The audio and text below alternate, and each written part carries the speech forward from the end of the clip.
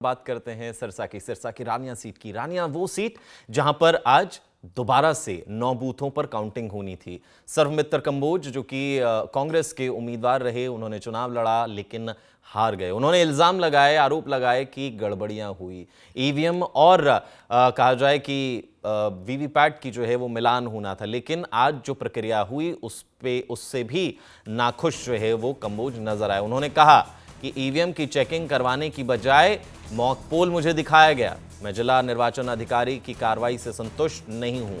मेरे मामले को लेकर कोई सुनवाई नहीं हुई, ये कंबोज का जो है वो आरोप है। साथ ही साथ जो है वो अर्जुन चौटाला भी इन तस्वीरों में आपको नजर आ रहे हैं, जो कि रानिया सीट से जीते हैं। रणजीत चौटाला जो कि पूर्व विधायक थे, निर्दलीय चुनावी मैदान में उतरे, वो भी इस सीट से जो है वो हार गए थे। इनेलो के नेता हैं अर्जुन चौटाला जो कि जीते। सर्वमित्र कंबोज जो हैं वो पहली बार पत्रकारिता से राजनीति में उतरे थे। राजनीति में कांग्रेस ने उनको टिकट दिया। टिकट देने के बाद दूसरे नंबर पर वो रहे। अर्जुन चौटाला पहले नंबर पर जीत हासिल की, दूसरे नंबर पर अर्जुन कहा जाए कि सर्वमित्र कंबोज रहे। लेकिन उन्होंने आरोप लगाए कि गड़बड़ियां हुई। ईवीएम और वीवीपैट जिन 9 बूथों का मैंने अप्लाई किया था वो मेरे सामने आएगा कि कितना वोट ईवीएम में पड़ा, क्या वो वीवीपैट में निकला या नहीं निकला। लेकिन जब यहां पर आते हैं तो यहां पर बिल्कुल उसके उल्टा हमें नजर आता है। वो क्या, यहां पर इन्होंने कहा कि 2 ईवीएम रोज खोलेंगे, तो 2 ईवीएम और वीवीपैट सारा कुछ लाया गया। तो एक ईवीएम जब प्रोसेस शुरू हुआ तो ये बोलते हैं कि ईवीएम का जो एक्चुअल डाटा था उसमें, जो इलेक्शन का, उसकी गिनती नहीं होगी, उसका मिलान नहीं होगा, वो डिलीट होगा। पहले उसको क्लियर करेंगे, नया उसमें पोल होगा जिसको मॉक पोल बोलते हैं। मॉक पोल तो पहले भी होता है, इलेक्शन के समय भी होता है मॉक पोल, तो फिर इस मॉक पोल की हमें जरूरत क्या है। दिक्कत यही है, इनकी मजबूरी है। अब हुड्डा साहब खुद पर तो इल्ज़ाम ले नहीं रहे, तो अब ये ईवीएम पे लगा रहे हैं। ठीक है, अब इनकी मजबूरी होगी कि भाई अगर इन्होंने आरोप लगाया है तो इनको कोर्ट भी जाना पड़ेगा, इनको लगातार मांग करनी पड़ेगी। अब ये कह रहे हैं कि भाई ये वेरिफिकेशन भी गलत है, तो दिक्कत इनकी नहीं है, हुड्डा साहब की मजबूरी है।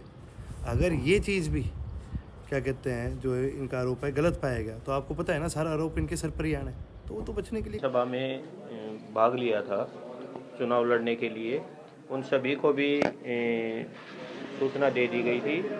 इसमें जो हमारे एमएलए, माननीय एमएलए महोदय हैं, वो स्वयं उपस्थित हुए और शिकायतकर्ता जो कांग्रेस के उम्मीदवार थे सर्वमित्र जी, उनके सामने हमने वेयर हाउस से मशीनें निकाली। उन्होंने 9 बूथों की CNV के लिए प्रार्थना पत्र फीस जमा की थी और उनमें से बूथ नंबर 149 और 151 उन्होंने सेलेक्ट किया था आज के दिन के लिए, जिनकी हमने बैल से जो इंजीनियर आए थे उन्होंने उसके अंदर सिंबल लोडिंग किया और सिंबल लोडिंग के बाद पूरा प्रोसेस सर्वमित्र जियों के सामने किया गया था। फिर उन्होंने ये प्रोसेस देख करके मना कर दिया कि हमें तो जो एक्चुअल जो पोल हुआ था 2024 में उसकी गिनती करवानी है, न कि हमने मशीन की CNV करवानी। तो ज्यादा जानकारी के लिए हमारे साथ हमारे संवाददाता निशा खन्ना जुड़ गई हैं। निशा, वोट होना था, काउंटिंग होनी थी, लेकिन फिर भी जो है वो संतुष्ट नजर नहीं आए। क्या जो मुद्दा है, किस वजह से जो है वो गरारी फंसी है यहाँ पर?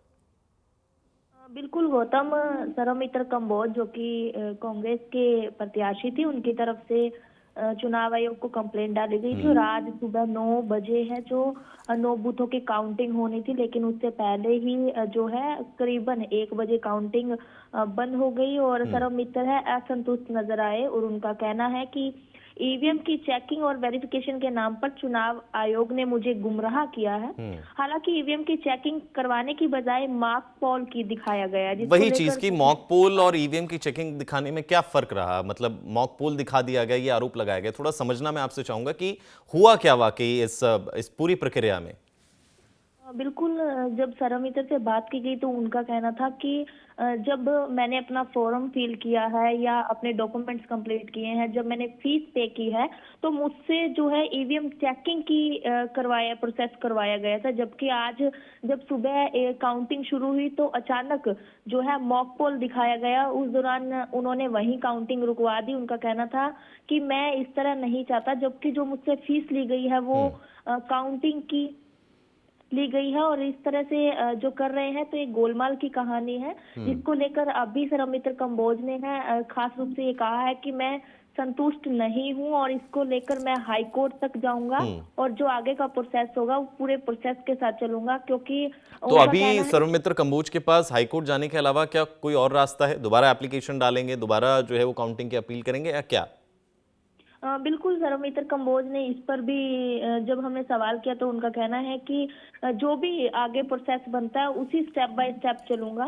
जबकि यहाँ के अधिकारियों से भी उन्होंने बातचीत की है तो अधिकारियों ने स्पष्ट कह दिया कि हमें ऊपर से आदेश है। अब आदेश क्या है वो तो अधिकारी ही जाने, लेकिन जो आज ईवीएम की काउंटिंग होनी थी, काउंटिंग होने के बजाय मॉकपोल करवाया गया है, जिसको लेकर आज काउंटिंग बंद कर दी गई है। और 9 से 13 जनवरी के बीच तक का ये प्रोसेस था, लेकिन आज ये प्रोसेस 2 बजे ही रोक दिया गया। यानी कि अब 9 से 13 के बीच का जो गैप था वो खत्म कर दिया गया और आज असंतुष्ट होते हुए जो सरमित्र कंबोज।